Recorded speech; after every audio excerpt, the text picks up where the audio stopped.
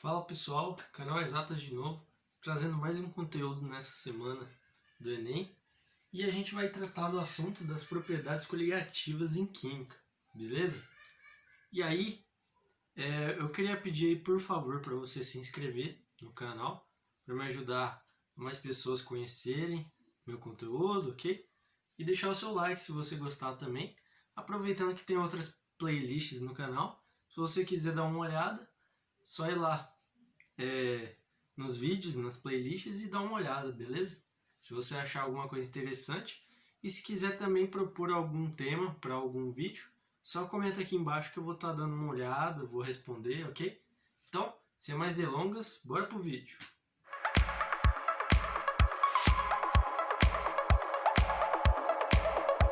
Então, gente, voltando aqui, a gente vai falar sobre propriedades coligativas, como eu já disse.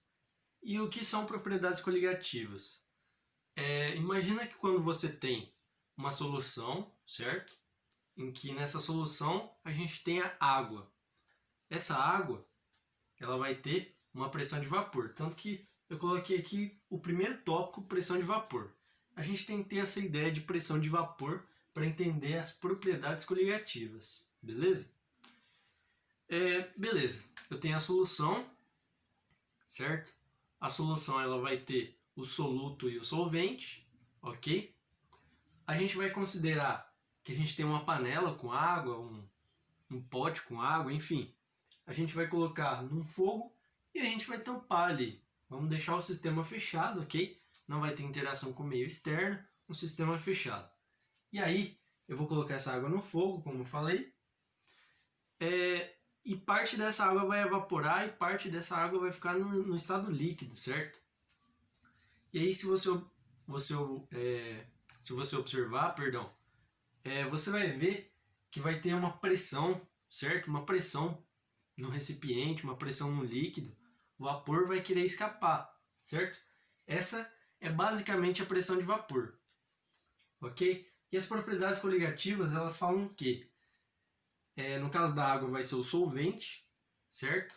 E nesse solvente, se a gente adicionar um soluto não volátil, esse solvente ele pode interferir na pressão de vapor e interferir nas propriedades coligativas em questão. Bom, e aí eu coloquei aqui uma equação química, estabelecendo um equilíbrio químico, que é o que acontece quando a gente tem um sistema fechado com aquecimento, certo?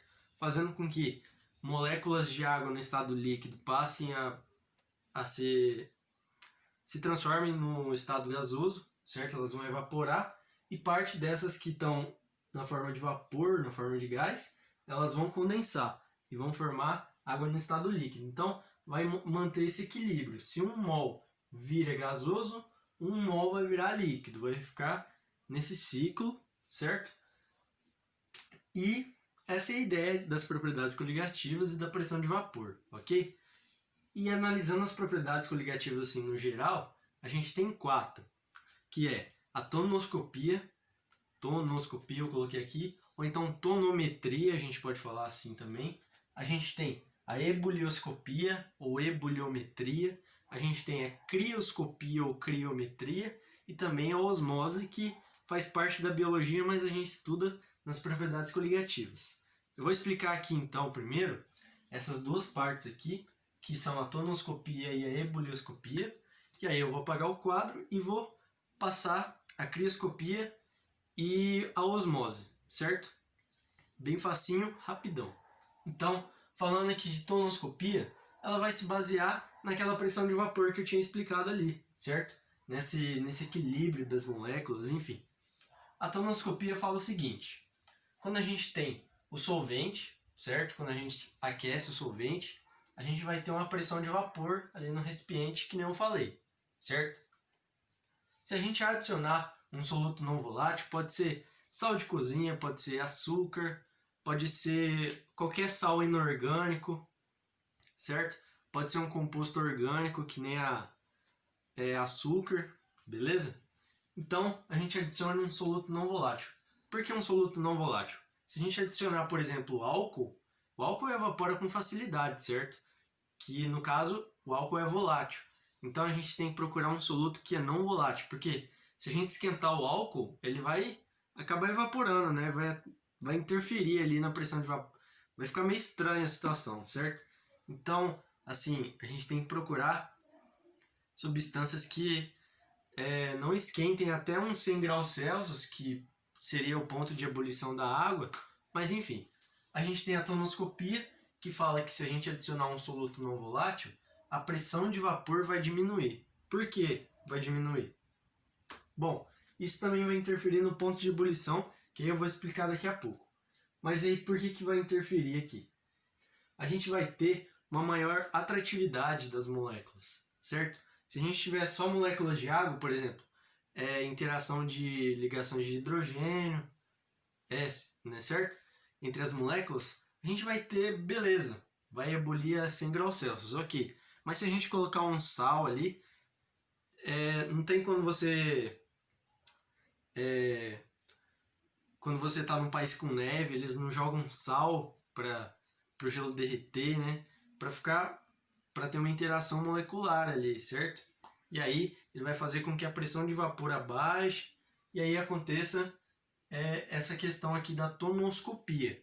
Só que aí a gente pode também falar da ebulioscopia, que seria basicamente a mesma coisa. Só que aí eu coloquei outro exemplo, que no caso é o café. Quando você está fazendo um café, bom, normalmente você põe lá no fogão, né, a chaleira, enfim, você coloca água para esquentar, ok? E aí se você adiciona café nessa água que começou a entrar em ebulição ali, ela tá subindo umas bolhas, você sabe que a pressão de vapor já passou da pressão atmosférica, certo? A pressão de vapor ficou maior que a pressão atmosférica, então as bolhas vão começar a subir e vai começar a ebulir, certo? E aí a gente pode analisar a questão da ebulioscopia no seguinte: a gente vai colocar o café. No momento que você colocar o café, ele vai parar de ebulir. Por quê? Vai ter uma maior interação nas moléculas, certo? Fazendo com que a pressão de vapor ela diminua. E aí a pressão atmosférica vai ficar maior, no caso, vai ficar maior que a pressão interna, que seria a pressão de vapor, ok? E aí vai parar de entrar em ebulição, certo? Vai ficar instável. E aí, abaixando o ponto de vapor, a pressão de vapor, perdão, vai abaixar a pressão de vapor. E aí, se a gente analisar o ponto de ebulição, ele vai aumentar. O ponto de ebulição aumenta quando a gente coloca um soluto não volátil ali, beleza? Supondo aqui, eu coloquei para suposição, tá? Não quer dizer que está certo, mas olha aqui. Aqui a gente tem o ponto de fusão, o ponto de congelamento da água, e aqui o ponto de ebulição, o ponto de evaporação, né? Esse aqui seria o normal da água, né? Temperatura ambiente, ok. Só que aí ela vai passar de 100 graus Celsius e vai começar a ebulir, né? Beleza, vai começar a ebulir. Só que quando você coloca o café, esse ponto de ebulição vai aumentar um pouco. Aí você pensa, bom, se eu tenho a temperatura do fogão ali constante e parou de ebulir, quer dizer que o ponto de ebulição aumentou. Então, para eu colocar a solução em ebulição novamente, eu teria que aumentar a temperatura da chama do fogão, certo? Então, essas são as ideias da tonoscopia e ebulioscopia. E eu vou colocar aqui agora a crioscopia e a osmose, ok? Então, já volto, galera. Voltando então para falar de crioscopia ou criometria. A gente analisou anteriormente a parte da ebulioscopia, certo? Quando a gente aumenta o ponto de ebulição adicionando um soluto não volátil.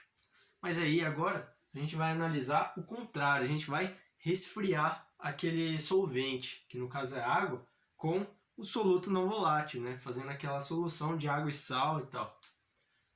Se a gente for analisar, a água, se chegar até 0 graus Celsius, ela vai virar um cubinho de gelo, né? Vai virar gelo, vai solidificar, certo?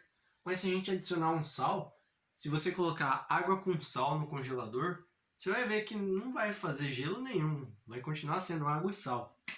Isso é por quê? Porque ele vai diminuir o ponto de fusão ou o ponto de congelamento, a gente pode falar também, né? Pode cair, chegando até, sei lá, -4, -5. E aí também vai depender da pressão, né? Depende de onde você tá. Enfim, são vários fatores que vão influenciar no ponto de fusão e ebulição. Mas aqui nas propriedades coligativas, se você adiciona um soluto não volátil, ele vai sim diminuir o ponto de fusão, ok? Isso aqui acontece, como eu falei, quando você mora em algum país que tem neve, né? Você joga o sal na estrada, na frente de casa, né? Você joga o sal no gelo para ele diminuir o ponto de fusão. Se ele diminui o ponto de fusão, pensa comigo, a neve está em estado sólido, é água no estado sólido. Se ela está sólida e chegou a 0 graus Celsius, beleza. Só que se eu diminuir mais, a água vai passar para o estado líquido e aí vai ficar melhor, né, para mim arrumar aquela água, em vez de ficar aquele cheio de neve, né, nas estradas, interrompendo o fluxo dos carros, enfim. É um exemplo para tratar de problemas com gelo, né, quando alguma coisa está gelada. Inclusive, quando você for querer, né, gelar assim um refrigerante, se você gosta de uma cerveja também, se você quiser gelar aquela bebida, o ideal é jogar sal naquele potinho, certo? Esqueci o nome agora, caixa térmica. Se você, por exemplo, coloca o gelo na caixa térmica, beleza, coloquei a latinha lá, tá gelando. Beleza, tá gelando, vai demorar um tempinho. Mas se você colocar sal ali, aquele gelo vai derreter, certo? Só que se você pensar que está diminuindo o ponto de fusão ou de congelamento, significa o quê? Que aquela água que sobrou ali vai estar bem mais gelada do que o gelo. Inclusive, o líquido ele vai abranger mais a superfície da latinha ou da garrafa, né? Fazendo com que esfrie ainda mais rápido. Então, se você quer naquele churrasco uma bebida bem gelada, o ideal seria jogar um pouquinho de sal ali na caixa térmica para gelar mais rápido, ok? Só uma dica, ok? Aproveitando a situação. E aí, a gente pode falar também da osmose, uma propriedade coligativa. A osmose nada mais é quando você tem dois meios com concentrações diferentes. Por exemplo, aqui eu tenho NaCl, muito NaCl, e aqui eu tenho baixo. Se eu tenho alto e baixo, eu vou ter uma diferença de concentração, né, de um lado para o outro. E esse meio aqui a gente pode falar que ele é uma membrana semipermeável, ok?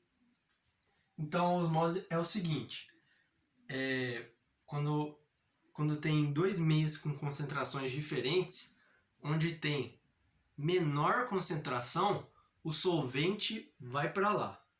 Tipo, menor concentração é aqui, né? Aí o solvente, vamos falar que é a água. Tem mais água aqui, aqui tem mais água do que aqui, certo? Então a água vai daqui para lá. E o solvente e o soluto que está em maior quantidade vai daqui para cá, entendeu? Porque dois corpos não ocupam o mesmo lugar ao mesmo tempo, certo? É aquela questão da salada.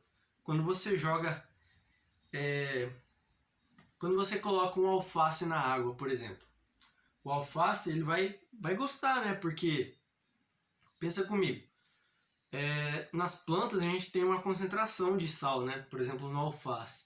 A gente tem um salzinho já do próprio alface. Então, a concentração de sais ali do alface é maior que o meio externo, porque eu coloquei a bacia com a água da torneira, não tem sal nenhum, certo?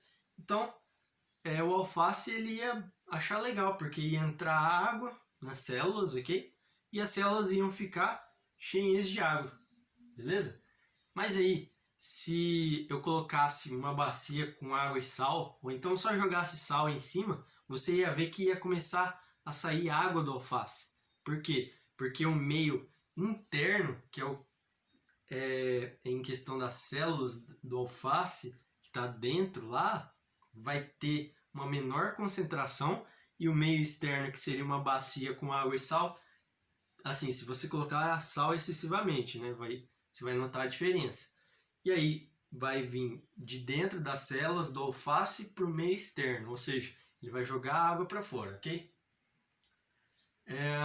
Aí ele vai ficar meio seco, certo? Porque vai entrar sal e vai sair água, então ele vai ficar meio seco. Então essa é a ideia da osmose aqui. O direcionamento do solvente, que é a água, vai para onde tem menos solvente. Menos concentrado para o mais concentrado. E o soluto, que seria o sal de cozinha, vai de onde está mais concentrado para onde está menos concentrado, certo? Se você lembrar desse exemplo do alface, vai ficar bem fácil, ok? Então eu acho que é isso. Falei um pouco das propriedades coligativas. Se você gostou do vídeo, quiser sugerir alguma coisa, deixa aí embaixo nos comentários, vou estar respondendo, certo? E aí, como de costume, se inscreve no canal para me ajudar, deixa o like, ok? Então é isso, galera. Falou e até a próxima.